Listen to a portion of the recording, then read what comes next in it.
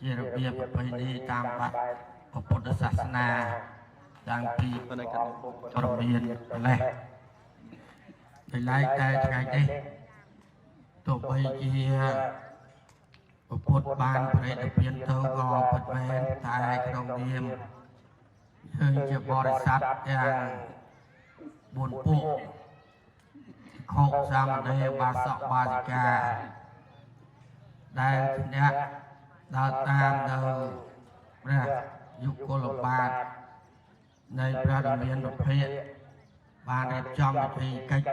នេះឱកាសពេលនេះឡើងដោយសេចក្តីចាស់ថ្លាប៉ុន្តែចុងក្រោយនេះមានប្រសង់ក៏ដូចជាលោកចាពុទ្ធបរិស័ទបានចាស់ថ្លាសោចសពកនចវរីប្រគេនខ្ញុំកណ្ដាលនេះឱកាសពេលនេះសូមអរគុណនិងអរគុណចំពោះសទ្ធាទឹកចិត្តចាស់ថ្លារបស់ព្រះគុណម្ចាស់រួមទាំងលោកចាគណៈកម្មការចាវេនពុទ្ធបរិស័ទចំណុះជើងវត្តក្នុងនោះក៏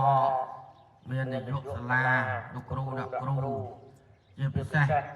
មានការចាត់តាមពីសំណាក់លោកហងពិនចៅសង្កាត់ការក្នុងបានជើញចូលរួមជាកិត្តិយសនិងសេចក្តីចាស់ថ្លានិងមានការជើញចូលរួមពីសំណាក់លោកជួបមានរិទ្ធនៃភូមិព្រៃព្រំអនុភូមិទាំងអស់សមាជិកជាការពារនិងសពប្រជាជនអតីតទៀតជាច្រើនចូលរួមដោយសារពេលវេលាខ្លីមកក៏មានពាក្យពេចន៍ខ្លះចង់ទូលប្រគេនដល់បដិជគុណលោកចាពុទ្ធបរិស័ទថាយើងគ្រប់គ្នាចេះតែវិវត្តទៅមុខពីមួយថ្ងៃទៅមួយថ្ងៃខ្លួនក៏កាន់តែចាស់មិនដឹងថាពីវេលាយើងគង់នៅរស់នៅបានប៉ុណ្ណានោះទេចឹងទេយើងគណៈពេលដែលរស់រៀនមានជីវិតយើងឆ្លៀតពេលវេលាបំពេញសេចក្តីល្អជាមួយអ្នកមានគុណរបស់យើងបន្ទាប់ពីអ្នកមានគុណទៅម្ដាយឪពុកទៅក៏មានអ្នកមានគុណបន្តដទៃទៀតដែលយើងត្រូវដឹងគុណសូមទូលប្រគេននិងចម្រើនពរញាតិញោមក៏ដូចជាផ្ដាំផ្ញើដល់ព្រះគុណចាស់គ្រប់អង្គដែលជាសិស្សគុណថាក្នុងនាមខ្ញុំបកណ្ដាជាគ្រូមិនទៀមទីអីចំពោះព្រះគុណចាស់គ្រប់អង្គទេគ្រាន់តែព្រះគុណចាស់បួសប្រឹងប្រែងសិក្សារៀនសូត្រ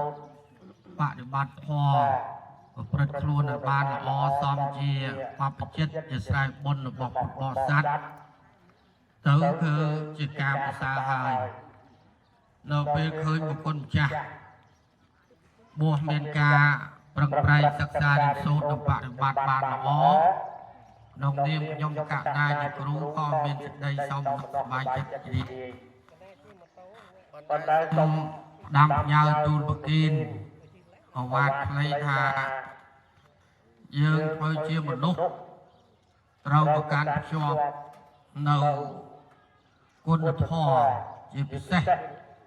ប្រកាន់ភ្ជាប់នៅធម៌3ប្រការដែលជាកម្ពូលនៃធម៌ដែលសត្វលោកយើងគ្រប់គ្នាត្រូវប្រកាន់ភ្ជាប់ទី